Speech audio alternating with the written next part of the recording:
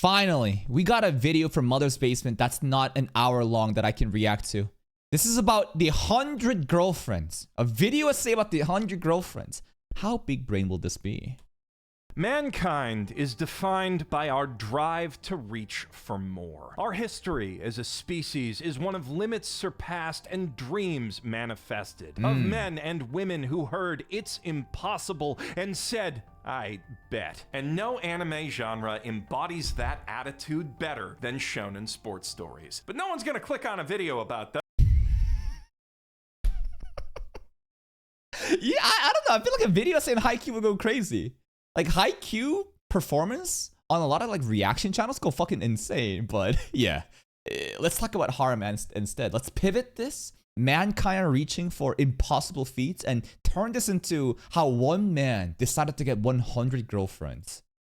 So today we're talking about harems again. The Quintessential template mentioned. genre for people who think enough is never enough. Ever since Rumiko Takahashi accidentally invented it in the late 80s, mangaka, anime, and light novel writers alike Is Rama really the first harem ever? A harem that was a harem before it was even a thing? have been locked in an endless arms race to craft bigger booba, better gags, deadlier tsundere, and above all else, more harem. Where More 6 women. to 7 girls was once the high end for this sort of thing, that's basically the baseline in the isekai era, where we now routinely see harems in the double digits, with some pushing into the 20s, the 30s, 20? and on various technicalities, even further beyond. Eminence Shadow, baby. How many are there? What's Oriana's code name? 400 something, or was it 700 something? Anyways, it's not 1,000 just yet in the anime, but there's many hundreds. 666. Oh yeah, okay. That's a lot. These girls literally have employee numbers, bro. Shadow Garden. But even amid all that crazy competition, the 100 girlfriends who really love you. That is canonically true. The amount of release that he said, that's literally the title. Set out to do something truly audacious. Give a guy 100 girlfriends who really love him, and more importantly, whom he and the audience can really love back. No flimflammery, just 100 honest to Kami-sama viable best girls. The haremist harem to ever harem. Yep. Like the harem. Or perhaps I could say, as an academic of the anime, as a connoisseur, this is a deconstruction of a harem. Just like how Konosuba is a deconstruction of comedy, isekai. No, I don't know about that. But yeah, this show is painfully aware of what kind of show it is. And because it leans into it, because it just goes like 200% overboard, similar to how like Eminence in Shadow. Eminence in Shadow is 100% leaning into the cringe, the chuny, right? And because they do that, it's no longer cringe. It's kind of like that for 100 girlfriends too. Today, with season 2 finally underway, it's my aim to help you appreciate what a monumental feat that really is. But first, ad. This video is sponsored by Rentaro Ijo's spiritual sister, Shoko Komi, a quiet girl with crippling social anxiety whose epic quest to make a Komi mentioned out of nowhere. Komi, the manga is ending pretty soon, if not like already ending, right? Here is the link. Let me click this. Here's a link. Go check it out. I'm not sure if you're going to be using a discount code or anything, but this is probably just like some sort of ad segments, you know? Is there an application actually that I should be linking? No, there is not. I thought that there was some sort of like ad section. I like to link it if I skip it, so. Ping pong, Doro, and of course, all 500 at 3. So don't delay us today. Now, download the app, fucking mention Mother's Basement. Shout out to Mother's Basement. Let's go. Right away on viz.com. Now, if I know the anime community, some of you already scrolled down to the comments in the middle of that ad to start typing up an epic, actually, about how 100 girlfriends isn't even that many, and lots of anime feature way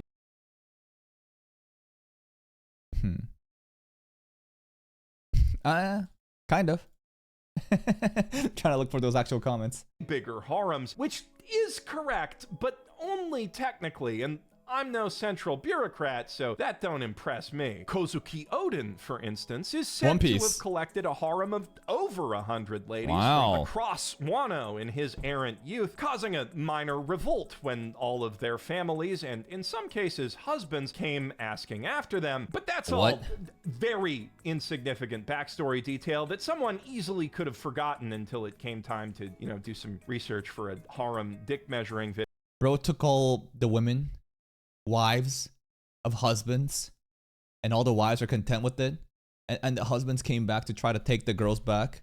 But it's looking like, based on that, you know, based on that one scene where all the girls are happily drinking in the place, it sounds like Kozuki Odin is just that much of a giga chat, huh? Just taking your women, taking your wives and daughters, and nobody cares. Video. And One Piece obviously isn't a harem anime anyway, plus Odin isn't even a main character, so it would be pretty silly to count that. Now, World's End Harem obviously is a harem anime. It's right there in the title. And since its surviving male protagonists are intended to be breeding studs for effectively the entire remaining female population of post-dude apocalypse? So the premise of this anime is there's no more dudes in the world. There's only one guy left. And it's up to him to save humanity. That's just a hentai plot. Apocalyptic Earth. In theory, it should be the biggest harem of all time, no contest. But in practice, there's only like 77 named women in the entire series, and each guy has like 5 to 10 at most that he spends 99% of his time with. So in reality, it's kind of just a regular-sized early 2000s harem with a very sticky asterisk. Which isn't nothing. Kotaro Shono clearly drew a lot of different girls doing a lot of different stuff. And that does take a lot of work, especially one-handed. But nobody's out there typing up a Reddit. Especially one-handed. Because, you know, when you're drawing, what's the other hand doing? You're cranking it. Dissertation on why Massage Lady number 3 is best girl, especially not one-handed. These are not waifus, just abnormally naked extras, and you'll see similar, if slightly less naked, attempts to pad the numbers like that in most other pretenders to this crown. Kenshi Misaki ends up having 3,000 girls vying for his hand in marriage by the end of Tenchi Muyo's mecha isekai spin-off War on Geminar, and a lot of them do. Yo, Mother's Basement is quite the connoisseur of harem, huh? These are some old titles. Okay, all right. Appear on screen for at least a few frames, but it's. I like this one the most. I like the Dark Elf here. Dark Elf best girl out of all this. But it's a fucking 13-episode OVA. They barely got time to flesh out the dozen or so girls on the DVD cover. These are not real characters. They're just statistics. Each and every one of the over 700 spandex-clad beauties in Shadow Garden would doubtless be DTF with the Eminence in Shadow given the opportunity. But could even the most hardcore fan of those light novels name more than a dozen or two? Yes. Yeah, they're numbers. It's just after the, you know, the main, you know, the Shadow Garden girls, right? They just become fucking numbers. Their names are every letter of the Greek alphabet, then every number between 25 and how many of them there are. Exactly. It's a very efficient system. But we don't even have wiki pages for all of those Greek letters yet. And canonically, Sid doesn't know that like 95% of them even exist. True. So, okay. He literally met Victoria, and Victoria was referenced by some sort of number, right, back in season 2. And then Sid was like, what is this? Employee numbers? Bro doesn't even know his own organization structure because, again, the whole thing about Shadow Garden, he thinks that these girls are just fucking role-playing and just, like, playing games. But at the end of the day, this is a real group. If actually acknowledging and doing stuff with the individual girls is what matters, and Hiraku from Farming Life in Another World has canonically banged every elf and Oni lady living in his family. based. Maybe one day we can watch this anime too. Fantasy village, plus several civil servants, his wife, of course, his wife's cousin, and his 20 other wives. But some of those wives don't even have names. They're just like unnamed beastkin wife number 2. And even some of the ones that do are just the exact same fucking girl with a different haircut. Like, come on, man. Try harder. Though, if you want to talk about Hey, Toaru! Misaka Network! copy-pasting girls to fill out a harem, the Raildex universe absolutely takes the cake. Depending on who you ask, there are anywhere between 12 and, it is taking all of my willpower not to use the Vegeta clip here, women who would probably bone Toma Kamijo given the chance, but 9,960 nice of them are just clones of one of the other girls with like a pseudo hive mind connection that peer-to-peer shares a crush that one of them has on him. Although, and the crazy thing is, like, half of them are already dead because of Accelerator farmed and shit, right? So, you know, the 9,000 bar plug number, that's like not even representing the full potential. Apparently, they're all at least somewhat unique individuals, so it's debatable whether all or even most of those clones actually feel that way about him, but then yeah, there are like very specific numbered clones that actually does matter for a bit, right? Like, for example, in that arc where we're saving, you know, Misaka, right? In Index Season 1.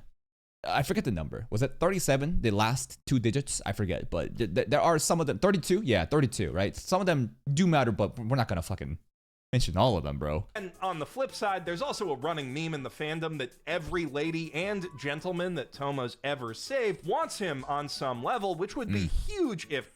Does Komoe-sensei want him?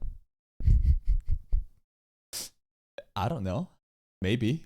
True, because the supporting cast of this show seems massive and like very well defined, and like there's a lot of like low-key waifu and husbando tier. Let's go. Yo, did he just call Kanzaki waifu true? And husbando immediately switches into Tsuchimikado. I mean, shit. Have you seen his chains, bro? Have you seen his Gucci shades? Have you seen his rock hard abs and a Hawaiian t-shirt? And I'm just over here trying to piece this shit together based on forum threads and wiki pages, because I really don't want to have to watch the entire One Piece of light novel adaptations just to defend the central thesis of my quick fun video about a 2-core long I can't believe this motherfucker didn't watch all of Toru. It is reading off the wiki to make a video essay. Horny comedy anime. But also, I kind of do want to watch Raildex watch now it. After reading all that. Watch it! It's pretty awesome, but I definitely ain't got time for it now. So I'm just going to go with the 12 confirmed crushes / stalker situations for the sake of my own sanity, while acknowledging that I have seen some people say it may be as high as like 30 or 40 distinct characters with some degree of feelings demonstrated for him, which is a really impressive number. Don't get me wrong. But still, that's nowhere near 100, let alone 100 with confirmed relationship status. Though, that said, if you want to get technical, 100 girlfriends hasn't actually confirmed 100 girlfriends either yet. As of the manga's current chapter, the harem count is stuck at 31, with the soulmate acquisition I was gonna only say only 31, but I mean, bro, like, holy shit. Like, that's tricky, you know? You can't, like, rush it. Because, like, I appreciate how in 100 Girlfriends, where every girl has their own moment to shine, and they're not really forgotten immediately, right? For example, after we obtain one girl, the most recent one, excluding Meido, right, is Kurumi. And what happened after the Kurumi, you know, episode? We had a whole episode dedicated to a food tournament where we get to develop her character and kind of flesh her out, right? There's these little points where instead of just, like, one episode, every episode must be a new girl. It's just like, all right, acquisition of new girl.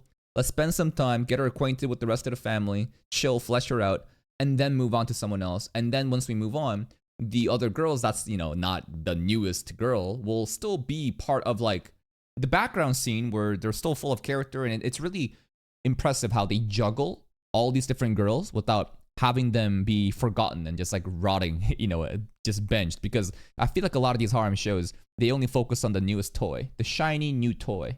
And then everything else is just kind of forgotten. It's like, who's that girl again? rate having slowed from 1 every 5 chapters to 1 every 9 or so, as the sheer size of the cast demands that Rentaro spend more time being a boyfriend and less time meeting new girlfriends. And by an astounding coincidence, that's the exact same size as the current record holder, by my extremely scientific estimation, for the largest non-inflated harem in anime.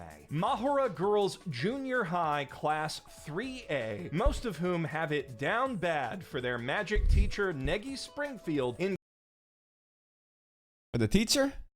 I have the teachers the same age. Ken Akamatsu's shonen battle disguised as a harem manga, Negima. Don't worry. Oh, Negima! Oh, no, I have heard of this one. In fact, haven't people tried to get me to watch this? No. That's another show where basically it's another guy where the main character of the harem has like a glasses. I forget that one. But anyways, like I have heard of Negima. So this is like a battle shonen magic kind of show, but actually it's harem. Battle disguised as a harem manga, Negima. Don't worry, he's a child prodigy and all his students are Thank you. Thank you for clearing that up, that he's a child prodigy, that are all of same age. way older than him, so it's not fine, but in the opposite direction than you thought it wouldn't be when you heard teacher-student harem. So there. And to be clear, depending on how strict your criteria are, only 10 to 20 of those 31 girls are actually love interests by the end of the series, but the pitch when the manga started was that all 30 of these girls designed by the Love Hina guy could be, and that all 30 of them would be fleshed out as meaningfully distinct characters and viable best girls by the end, which he absolutely did accomplish, even while doing all that shonen battle nonsense that he actually wanted to do, and he just did a harem so that his editor would let him get away with making a shonen battle. If you read Negima, you will walk away with strong. So like he really wanted to do battle shonen stuff, but they were like, bro, we gotta fucking go harem route, man. This ain't gonna sell. Ain't nobody give a fuck about battle shonen magic girls, but it's like, make it a harem, bro. He's like, all right, I will, but I'm still gonna make it battle shonen. Fond memories of every girl and a personal fave. I guarantee it. There is a reason that even Love Hina haters hold this up as one of the best harems out there. But it does take nearly 400 chapters to pull that off. That's a lot. Girlfriends has gotten there in half the time. And unlike the virgin Negi, absolute Chad Rentaro has not fumbled any of those 31 bags. Now, some doubters out there might argue that he had an unfair advantage due to the hard magic system of the 100 Girlfriends Hotel Transylvania cinematic universe, which instantly alerts all soulmates the first time they make eye. True, right? Once they make eye contact, we get this effect and they're just madly in love. He kind of does get carried by it in terms of identifying the girl, but also like the affection, right? They're always gonna be super, super down bad for him. Eye contact with a helpful zing, but that really just gets his foot in the door, which is enough for a hopelessly horny romantic or her. I don't know about foot in the door. It's more like the girls just opened the fucking door entirely and Rentaro's just like, okay. Mom, but most of the other girls have some kind of hang up or self-confidence issue or mental illness like based. Karane is a mentally ill domestic abuser, bro. Fuck this girl. Tsundere-ism that prevents them from immediately leaping at love at first sight. And so, to fulfill his destiny and also save all their lives, because remember, under that magic system, if you don't hook up with your soulmate, you die. Rentaro still needs the raw riz to actually seal 100 deals. That is true. Even though, right, the door is fucking blown open as soon as they make eye contact, he still needs to basically seal the deal. And the way that he goes out of, like, the way that he, like, sacrifices himself, quote unquote, right? Like, the first time what happened, he was all dirtied up when he showed up to Karane and Hakari in episode 1, right? It's just like, why are you so messed up? Well, he spent the entire night trying to find that clover. And you get to see time after time how he puts himself in harm's way, how he always will do whatever it takes for the girls, even if it means he gets hurt. And that, the actions that he takes, it's so charming. It's the Riz is unreal. He is truly a Giga Chad. The girls, right, are the one that's lucky to have Rentaro. It's not the other way around where Rentaro's lucky to have 100 girlfriends. The 100 girlfriends are lucky that they have someone as caring for as Rentaro. Something he only attained by having the raw courage and tenacity to power through 100 rejections and keep believing in love. Which That's the thing too, where he genuinely got rejected 100 fucking times. And then the pity hit, the gotcha pity hit. And it's just like, all right, you're going to get 100 5-star, units now. Here's the femboy child friend, by the way. I don't know if this childhood friend will ever return. It would be so funny to me if we had like, yeah, friend A return as like femboy girlfriend or something in the future. already sets him far apart from your average wet blanket harem guy, most of whom, if you put a gun to their head and told them to confess, would instantly pick the bullet. But he's also... Yeah, it's so fucking frustrating. In many of these harem and rom-com shows where the male character fucking sucks, bro. God, they're just such a weak, limp, noodle, wet cardboard, just nothing, bland, fucking ugh. Recently, we've been watching Quintessential Quintuplets. Futaro is such a refreshing main character for a harem. I love it. He's a giga chad. We need more characters like him. And Rentaro too, absolutely. Love these main characters, these male leads in the harem shows. Also got something even more essential. The world's biggest heart. Big enough to care for and take care of all 100 girls better than most guys treat the one they get if they're lucky.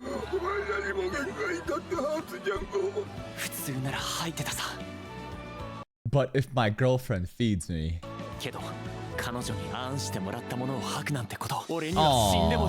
Always there to listen to their problems, catch them when they do a clumsy moe pratfall, serve as a guinea pig for their latest experimental drugs, talk about their favorite books with them, provide a shoulder to cry on about the boy who left them tragically widowed at 13, and then also cuck his ghost later.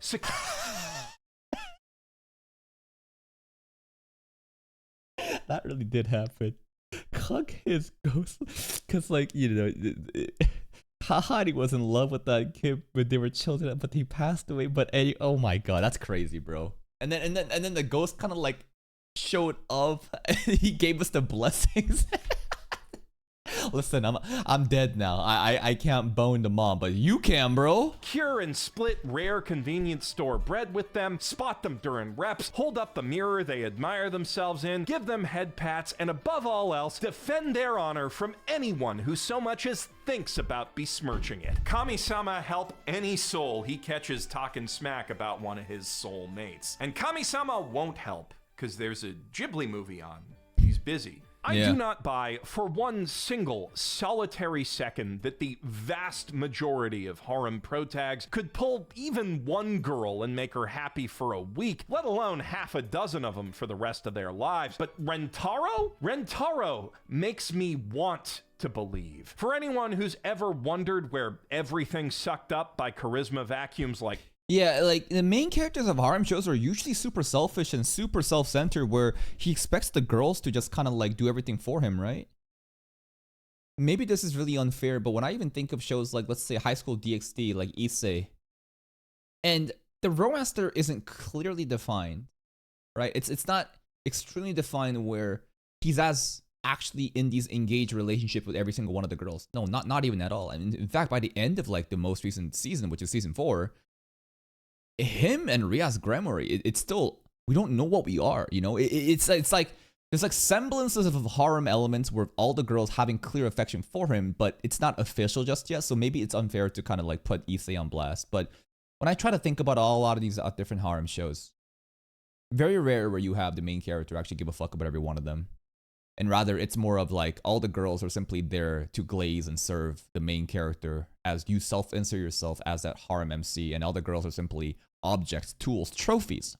Almost like Regulus in ReZero, man. Basically like ReZero Regulus, where the wives are just fucking trophies, bro. They're just numbers, bro.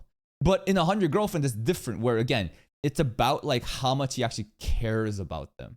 It's the length that he goes to actually like serve them and not the other way around. Kazuya goes, he is the answer. He will teach you what it means to truly love. Because Rentaro is such a king among princes among men, he also prevents the story from taking the most obvious and trite path toward conflict and comedy by making the girls fight over him, which is fine in moderation, but overdone, it quickly becomes the leading cause of failed harem endings. After all, if the girls don't like each other, how are we ever supposed to believe they all got married and lived happily ever after? That's another very good point, right? Rather than the girls fighting against each other and competing for Rentaro's affection, what happens? All the girls, all the wives-to-be, are supporting each other. They're not jealous.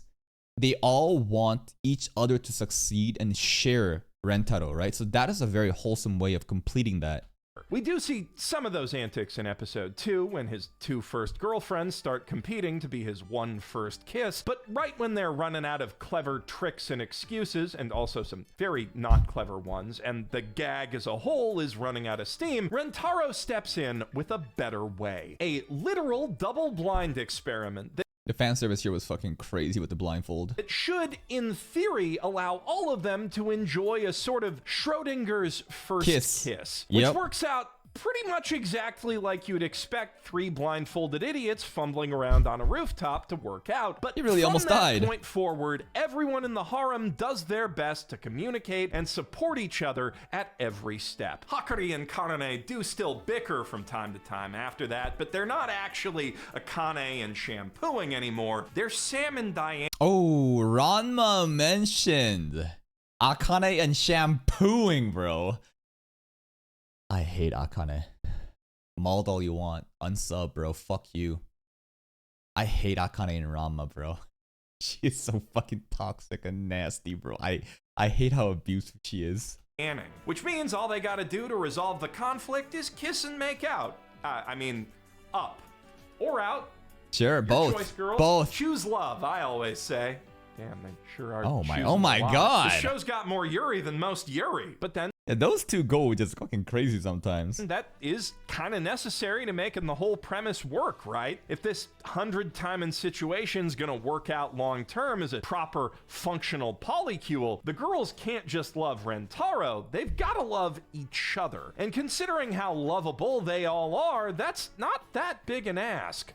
I said ask, Hakari, with a K. Put that Uncensored thing away. version. Okay, maybe leave it out a little longer. Gotta hand it to Nozawa Sensei. That This is very, very cute. What am I looking at right now? Guinea pigs? birthmark is a nice touch. Get Birthmark on the ass. Yeah, is it the left cheek or the right cheek? Anyways, there is always a visible birthmark, right on the cheek. Little dot on the booty cheek that, you know, that's always showing. the uncensored cut now on Blu-ray. I mean Patreon. It's All right. not just the endless array of delightful design details that make these girls so lovable and memorable, though. It's the genuine heart that's gone into writing each and every one of them, to making sure they all get proper time in the spotlight when they're first introduced, to demonstrate what they love.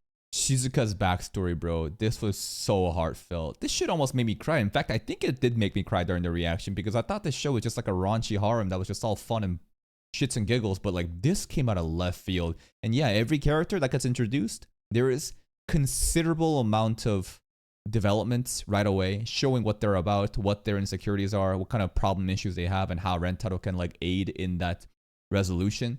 Now, Meido Mei, she hasn't really had any of that just yet. Her introduction just started in the second half of the most recent episode, so I wonder what we're gonna do with her.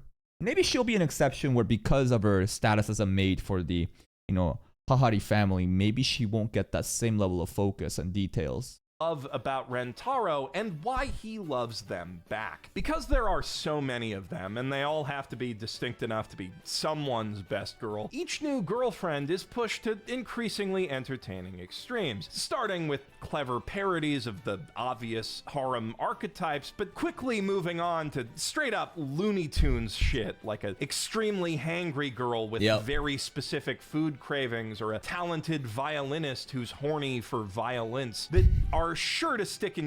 out of context spoilers, I don't really care. your mind from just how And that girl's gonna be showing up pretty soon, right? The athletic girl, right? She seems to really enjoy the pain of working out in the trailers. out there they are. But at the same time, each and every one of them is given some grounded human foible, some emotional vulnerability that gives us a sincere connection to them and makes Rentaro's affection for them feel believable. It's not exactly Shakespeare or Kaguya-sama Love is War, but it is enough to make you care, to feel something for the girl. And then Kaguya-sama mentioned based. you get a chance to watch her zany personality bounce off every other girl in the ensemble, which is one of the marks. One thing I find hilarious is how easy Kurumi just accepted that this dude has so many girlfriends. Because like, there's the whole aspect of, all right, Rentaro got a new girl, but the new girl has no clue that he has so many wives already.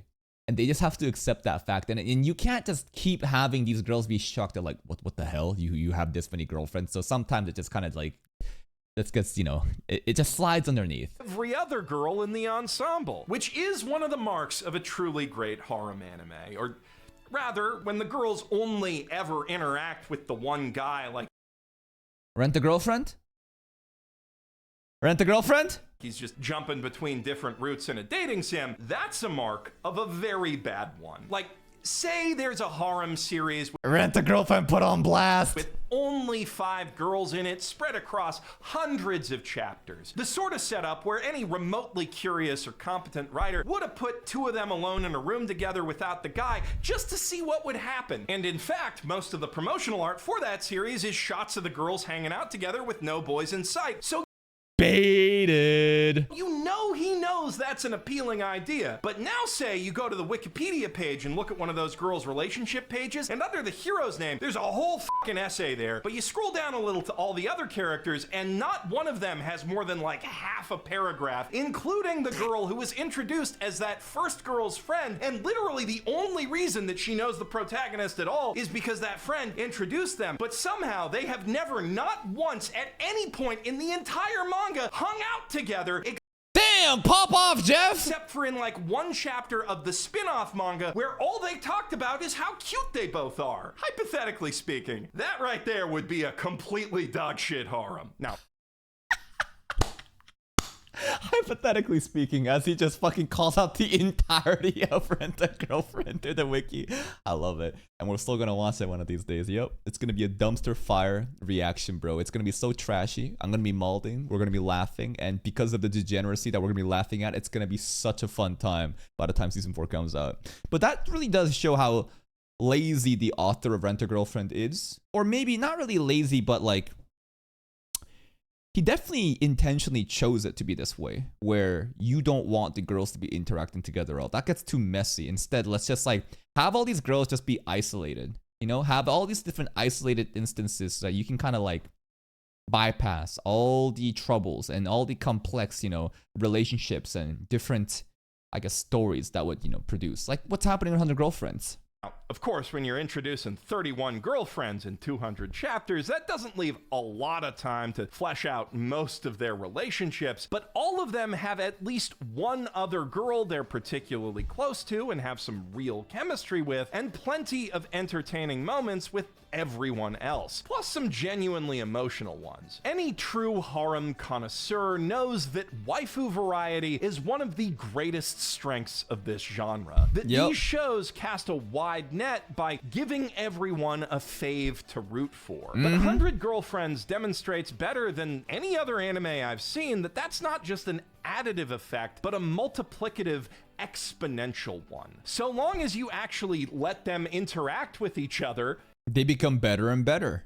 you fucking hack. Sorry. Every He hates Rent a Girlfriend so fucking much. genuinely unique and fun waifu that you add to the roster makes every other waifu more entertaining. Like a new card enabling some crazy new synergy in your favorite TCG. Suddenly gluing together a new engine or package you didn't realize was there before. Not only does every new girl Like their characters become a lot more deeper. The more you interact with the different girls, all these different aspects of the girls that you never even knew existed suddenly becomes highlighted, and that's great writing.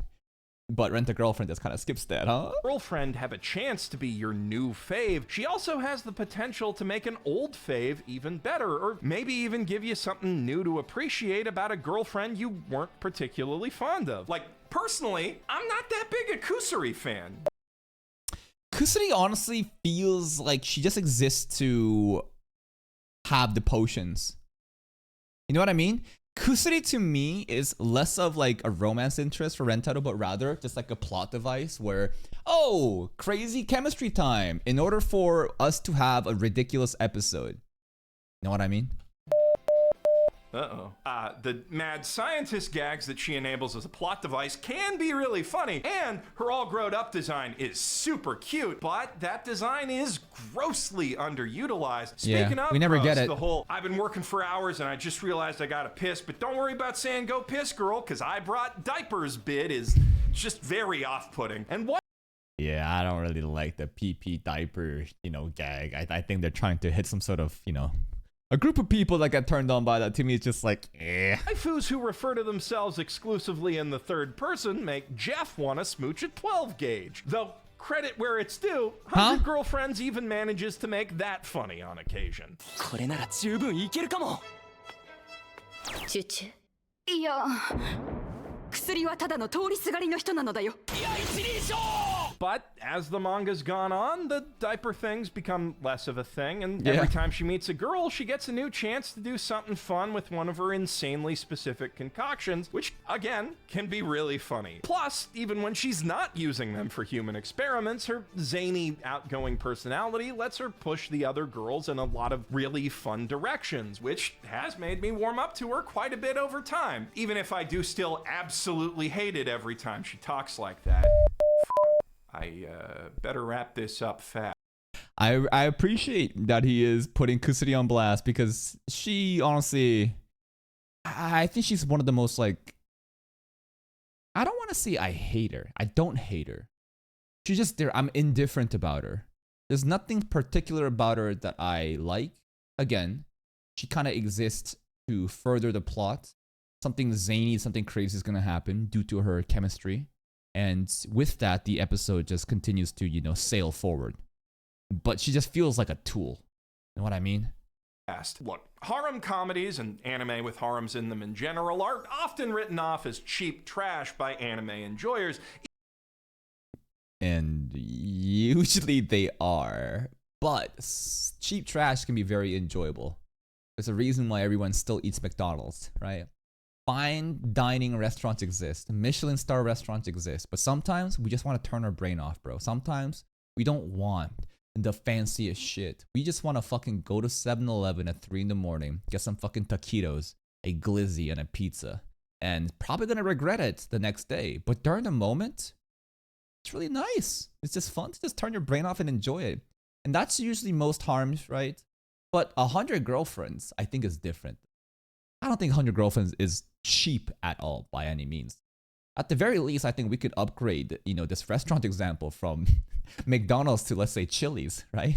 Some sort of like, not necessarily super expensive, steakhouse, but, like a restaurant that is a little bit above the grade of, fast food if we're going to talk about the quality of the story and like how they're able to, represent the girls. Even hardcore weebs. But it's always been one of my personal favorite genres, and not just because I love me some good jiggle physics. It's a lot of booba. The cream of the harem crop, your ranmas and quintessential quintuplets, is where you'll find some of the absolute best character writing and character-driven humor that... Wow, the way that Jeff is glazing QQ right now really makes me excited for QQ because, again, we literally just started that, watching that. Poll is in, community series for QQ is in. We're on episode 5 right now, and I've been enjoying every single episode, so this is great news. Anime has to offer, and even some pretty solid dramas like Toradora. And the more haremier an anime is, the better that side of the writing has to be for it to stick the landing. Of course, many of the worst anime out there are also pretty dang harem-y, and often the harem being introduced is what makes people realize that the show is bad and drop. Yeah, it's like a mining cannery, right? It's like a sign. It was like, uh-oh, we got harem shit forming. This might be a signal that this anime is gonna be really mid. But in the first place, especially if it's an isekai. Isekai. Personally, I have Newgate mentioned. Oh, Newgate is brought in, bro. And yeah, right. Isekai. Oh boy. We already talked so much about isekai, right? We are the trashy isekai reaction channels on YouTube. And bro, every isekai, you know, it's always gonna have some sort of slavery with elves. It's always gonna have some sort of, you know, like harem forming, some sort of power fantasy, right? And I mean, there's a way that you do good with harem, but quite often it's just cheap garbage. experienced that like 3 or 4 times a season for the last 5 years. But Only 3 to 4, bro? Oh, hey. it's not Balirosa. I love this one, though. I love this harem, bro. Chilling another world with level 2 chief skills. I love the anime. But yeah, only 3 to 4, bro? There's at least like fucking 7 to 8 shitty isekais to harems. Not that the harem tropes themselves are making the anime bad. The problem is that all the harem dynamics that we've just explored that can bring out the best of really good characters also highlight and amplify all the flaws of really bad ones. The harem is a litmus test that exposes bad writing. Good take. So again, use the Rent a Girlfriends versus 100 Girlfriends. One show refuses to have the character interactions drive the story to make sure that the characters, the girls, are highlighted to a greater degree. But the right that is the element. If you have a harem and none of the girls interact and you are simply there to watch the guy get glazed and the girls are just serving him and not the other way around, pretty lame, pretty boring. When you have 100 Girlfriends, though, or let's say even QQ, which I haven't seen yet, where it's character driven, all the different girls and their interactions makes them become even more peak as you watch it. That is good harem. A litmus test used to see, are you going to be actually good or not? So the quest to create the haremist anime without using any massage girl Bs or unnamed elf wife number 3s or other statistical flimflammery is one of the greatest challenges an anime or manga writer can take on. A test of one's ability to craft memorable characters, give them interesting things to do, and balance their roles and interactions so that they all feel equally important and romantically viable, all while keeping the story moving at a steady, satisfying pace. Mikito Nakamura has clearly figured out a formula to help simplify that as much as possible. Introduce a new girlfriend, do a story about some of the other girlfriends helping her with something, then throw in a few chapters of everyone else hanging out to maintain the relevance of anyone who wasn't particularly useful to those stories. But it really can't be understated what a monumental undertaking this really is. Good formula, right? There's the phase 1, acquisition phase. Acquisition of new waifu. And seal the deal in that single episode. Then it's the consolidating phase, which means spend some fucking time with them. Make her interact with the rest of the family and have her be more, you know, I guess, like, again, consolidate in. Spend time. Highlight her before moving on immediately. Or how impressive it is that he's pulled it off for so Rentaro's here. long. Nice ending. Jeff always has such a way with his words. He is such a well-spoken person that's able to clearly speak out his thoughts about animes, and it's not even in a way where it sounds very pretentious either. It's like a very simple way that everyone can follow. And the cusp of this, right? Basically the biggest point of this show is, this video is the fact that harem is not an innately shitty or trashy genre. Akin to how isekai also isn't, right? It's just that there's so much of it because it's so popular. And it's a litmus test. A good harem is when you have these different girls show up, not just for a single isolated instance, like what happens in, I guess, Rent a Girlfriend, where they don't interact at all, but rather have them all play off of each other and truly show the polish, the quality that exists, right? It's like an onion layer. You keep peeling back the onions and it just keeps getting better and better. And that is what good writing is in harem, and that's the video. Please go check out Mother's Basement. Here's a link to the video. Please go give him a like. Subscribe to his channel if you haven't. See you next time.